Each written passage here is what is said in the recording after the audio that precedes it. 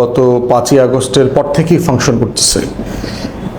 BNP ক্ষমতায় আসার পরে আমরা ধারণা করেছিলাম যে এটা হয়তো কিঞ্চিত মানে গতি কমে যাবে, কিন্তু বিএনপি সরকারের বেশ কয়েকটা সিদ্ধান্ত দিল্লিকে এবং এই যে দিল্লির গোলাম যারা আছে, আওয়ামী মন্দিরের পূজারী, তাদেরকে বেশ বিক্ষুব্ধ করেছে। তার ভিতরে একটা হচ্ছে অফকোর্স চায়না সফর, বেইজিং সফর, পাকিস্তান, তুরস্ক, তারপরে হচ্ছে বেইজিংয়ের সাথে প্রতিরক্ষা সম্পর্ক এবং অন্যান্য সম্পর্ক উন্নয়নের কাজে বাংলাদেশ সরকার, অন্তর্বর্তীকালীন সরকারের যে পলিসি ফ্রেমওয়ার্ক সেটা কন্টিনিউ করছে, এটা তাদেরকে আপসেট করছে। আওয়ামী লীগকে নিষিদ্ধ করবার ব্যাপারে যে সংসদে ঐকমত্য হয়েছে, বিচার চলছে, দলের বিচার, যেটা মনে করা হয়েছিল যারা একটু স্লো ডাউন করবে, যদিও আমরা বিচারের ব্যাপারে খুব বেশি সন্তুষ্ট না। সম্প্রতি ইনুর যে রায় হয়েছে, যেহেতু মাননীয় আইনমন্ত্রী ওনার দল করতেন এক সময়, একই দলের মানুষ ছিলেন, তো সেই জায়গাতে অনেকেই সন্দেহ করছে যে জাসদীয় সম্পর্কের কারণে এই রায়টা একটু হালকা করে নেওয়া হয়েছে কিনা এবং বিচারের প্রক্রিয়া পুরোটা স্লো করে দেওয়া হয়েছে। তারপর 111-এর কুশীলবদেরকে গ্রেফতার করা হয়েছে, তাদেরকে বিচারের মুখোমুখি করা হচ্ছে। আওয়ামী লীগের নেতাকর্মীদেরকে একটু পলিটিক্যালি স্পেস দেওয়া, স্থানীয় সরকার নির্বাচন করতে দেওয়া যায় কিনা, এরকম কিছু জায়গাতে মনে করা হচ্ছে যে আওয়ামী লীগকে তারা একটু স্পেস দিবে। কিন্তু আমরা স্বরাষ্ট্রমন্ত্রীকেও দেখলাম উনি সংসদে এবং সংসদের বাইরে আওয়ামী লীগের ব্যাপারে সম্প্রতি 2-4টা শক্ত কথা বলছেন। ওনার যে টেন্টেড ইমেজ, ওনার যে ভাবমূর্তি, যেটা ব্যাপকভাবে নষ্ট হয়েছে, নেতিবাচক হয়ে গেছে গত 2 বছরে, সেটাকে উদ্ধার করবার চেষ্টা চলছে।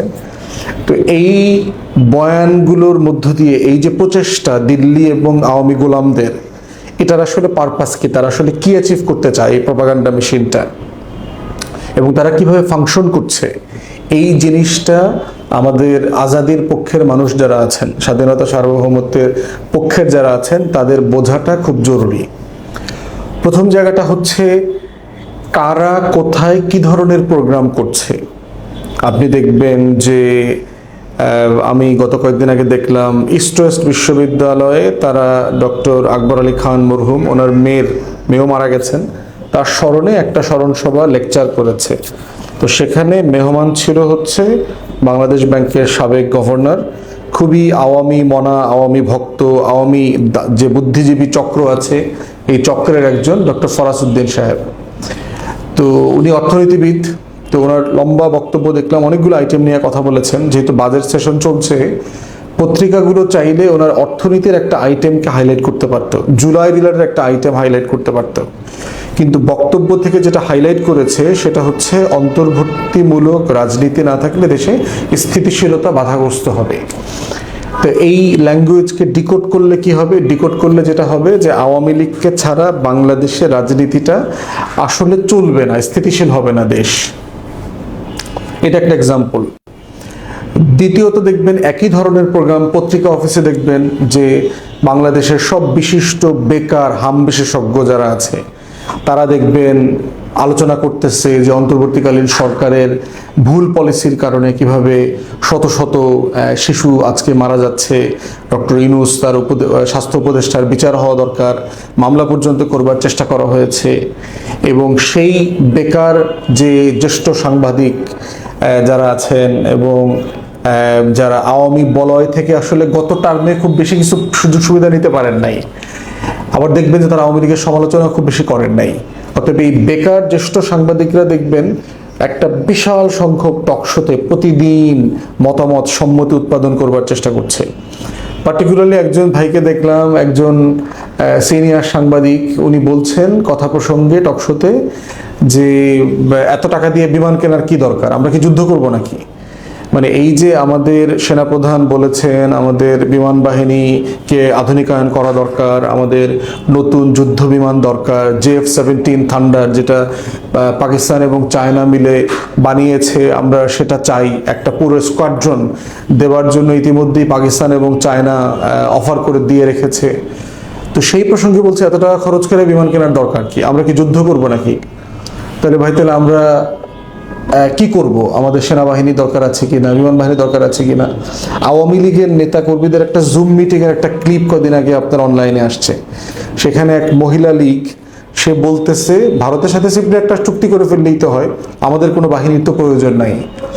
এখন দেখেন এই বক্তব্যগুলোর ডিকোড করেন, এই বক্তব্যগুলোর সাথে কিন্তু সেই 71 সালে সেপ্টেম্বর অক্টোবরে ভারতের সাথে করা যে গোপন 7 দফা চুক্তি, যার একটা দফাতে ছিল বাংলাদেশের কোনো সেনাবাহিনী থাকবে না, শুধুমাত্র একটা আইন শৃঙ্খলা রক্ষা করবার জন্য একটা প্যারামিলিশিয়ারি বাহিনী থাকবে, এটার পুরোটার দায়িত্ব থাকবে হচ্ছে ইন্ডিয়ান ফোর্সের। এবং সেই ধারাবাহিকতায় দেখবেন আপনি যদি আওয়ামী লীগ এবং বামদের বক্তব্যগুলো কয়েক দশক থেকে পর্যালোচনা করেন, সবসময় দেখবেন তারা এন্টি সেনাবাহিনী, আমার কোনো সভরেন ফোর্সের দরকার নাই, এইরকম একটা ন্যারেটিভ তারা তৈরি করবার চেষ্টা করেছে। এইটা করতে পারে নাই বলে আওয়ামী লীগ পরবর্তীতে যেটা করেছে সেটা হচ্ছে আমাদের বাহিনীগুলোর মোরাল ধ্বংস করে দিয়েছে। তাদেরকে ইন্ডিয়াকে ইনভলভ করে আওয়ামী লীগের নেতাকর্মীরা মিলে এখানে পিলখানায় গণহত্যা নাটক করেছে, আমাদের 57 জন ডেকোরেটেড অফিসারকে শহীদ করেছে, বিডিআর জওয়ানকে শহীদ করেছে, এবং পুরো 4-5টা ফোর্সের কালেকটিভ মোরাল ভেঙে দেওয়ার চেষ্টা করা হয়েছে। একইভাবে দেখেন আমাদের পুরো ফোর্সেসগুলোকে কিভাবে ব্যবসা বাণিজ্যের টাকায় ঢুকিয়ে দেওয়া হয়েছে, তাদেরকে ব্যাংক, বিভাগ, গরু ছাগল ফার্ম, তারপরে মিষ্টির দোকান, মুরগির দোকান, পেট্রোল পাম্প, বাসের ব্যবসা, হেন কোনো ব্যবসা নাই, হোটেল রেস্টুরেন্ট, তারপরে রিসোর্ট, যা আমাদের এই বাহিনীগুলো করে না। প্রত্যেকটা বাহিনী বাংলাদেশের সবচেয়ে বড় কর্পোরেশন, ইন্ডিভিজুয়ালি যদি দেখেন তাহলে রাষ্ট্রের টাকায় আমরা যে সভরেন ফোর্স আমরা মেনটেন করি, সেটার পারপাস হচ্ছে তাদেরকে ব্যাটেল প্রিপেয়ারনেস করে রাখা, যুদ্ধের প্রস্তুতি নিয়ে রাখা। এই ফোর্সগুলোকে এই জন্যই আমরা রাখি, রাষ্ট্র রাখে সভরেন ফোর্স, এবং তাদের সমস্ত খরচ রাষ্ট্রকে বিয়ার করতে হবে তার ট্যাক্স পেয়ারদের টাকা দিয়ে।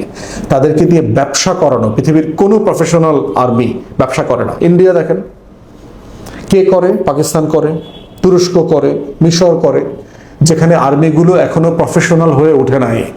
পৃথিবীর ম্যাচিওর ডেমোক্রেসিগুলোতে যান, নেটো কান্ট্রিগুলোতে যান, আপনি দেখবেন যে অধিকাংশ স্ট্যান্ডিং মিলিটারি তারা ব্যবসা বাণিজ্যের সাথে ইনভলভ না। ব্যবসা করতে চাইলে পোশাক খুলে রিটায়ারমেন্টে এসে আপনি ব্যবসা করেন, আপনার জমির ব্যবসা করা দরকার, ব্যাংকের ব্যবসা করা দরকার, ট্রাস্ট ব্যাংক করা দরকার, এসকেএস টাওয়ার করা দরকার, শপিং মল করা দরকার, করেন। তাহলে এই যে পরিকল্পিতভাবে এই যে বয়ানটা তৈরি করা হয়েছে, এবং এই বয়ানের আলোকে আমার বাহিনীগুলোকে একইভাবে নষ্ট করে দেওয়ার যত পরিকল্পনা, মোরাল নষ্ট করে দেওয়া, চরিত্র নষ্ট করে দেওয়া, ভারতে বিনামূল্যে ট্রিটমেন্টের জন্য আমার অফিসারকে নিয়ে যাওয়া হচ্ছে, শুধু ট্রিটমেন্ট দিচ্ছে, বউ পোলাপান ছেলে মেয়ে।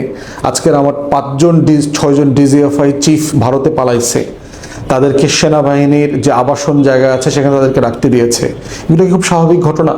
একই বয়ান যে আমি কার সাথে যুদ্ধ করব, কি করব, কেন দরকার যুদ্ধ করার। এবং ভারতের যে মিলিটারি স্ট্র্যাটেজি আছে সেখানে তার ইস্টার্ন ফ্ল্যাঙ্কে, মানে ভারতের পূর্ব সীমান্তে বিমান বাহিনী দ্বারা আক্রান্ত হওয়ার ঝুঁকি শূন্য লেখা আছে। তার মানে ভারত একটা নিরাপদ পূর্ব দিগন্ত পেয়েছে, তার এখানে কোনো ঝুঁকি নাই। মানে আওয়ামী লীগের বাংলাদেশ পেয়েছে তারা একটা ভ্যাসেল স্টেট পাইছে যেখান থেকে তার ন্যূনতম ঝুঁকি নাই। তাহলে এই যে বয়ানগুলা গত কয়েক সপ্তাহ থেকে দেখছে, আওয়ামী লীগ কি আসলে ফিরতে পারবে? হাসিনা রয়টারকে একটা কথা বললো, এই কথাটা আসলে জেনুইনলি বললো কিনা? এনডিটিভি কেও ইমেলে বলছে আমি দেশে ফিরবো, এটা বোগাস কথা। হাসিনার ছবি কেউ দেখে নাই, হাসিনাকে যারা সম্প্রতি দেখছে, যাদের সাথে যোগাযোগ আছে, হাসিনার সবাই বলছে মহিলা তো পাগল হয়ে গেছে, কথাবার্তা, আচার আচরণ, চেহারা, সবকিছুর ভিতরে পাগলামি ফুটে উঠছে। কারণ 75-এর পরবর্তী যে বাস্তবতা, সেরকম একটা বাস্তবতায় শেখ হাসিনা রেহানা সুস্থ মানুষ হিসেবে থাকতে পারে না। এরপরে তার ক্ষমতার পদচ্যুতি হয়েছে সেখানে। এই সব কিছু মিলায় আপনি দেখবেন যে পরিকল্পিতভাবে আমাদের গণমাধ্যমে, আমাদের সোশ্যাল মিডিয়াতে নতুন নতুন প্ল্যাটফর্ম আসছে, যারা প্রত্যেক দিন মানে এই ফিরবে, ফিরতে পারে কিনা, ফিরলে কি হবে, না ফিরলে যে স্থিতিশীলতা বাড়বে, অথচ তর্কটা অন্য জায়গায় হওয়া দরকার ছিল। আপনি দেখবেন যে একটা কমন তর্ক যে জুলাইপন্থীরা হচ্ছে 71-কে মুখোমুখি করতেছে জুলাইয়ের, কে করতেছে এটা দেখবেন যে এটা কোনো বক্তব্য নাই যে জুলাইয়ের পক্ষের কোন শক্তি, কোন রাজনৈতিক দল, কোন ব্যক্তি কোথায় বক্তব্যে বলেছে 71 একটা ছোট ঘটনা। যেটা জুলাইকে বড় করবার চেষ্টা করে এটাকে ছোট করা হচ্ছে। মানে এই যে দেখেন একটা জিনিস বড় হয় নাই, ওইটা ওই যে দেলোয়ার হোসেন সাঈদী সাহেবকে ফাঁসির রায় দেবার পরের দিন দেখবেন যে বাংলাদেশের কিছু বাম সনাতনী আওয়ামী যে বলয়গুলো আছে, সাংবাদিকরা আছে, তারা একটা চটকদার কথা ছড়ায় দিলেন যে সাঈদী ভক্তরা মাওলানা সাঈদীকে চাঁদে দেখা গেছে, এইরকম তারা বিশ্বাস করে।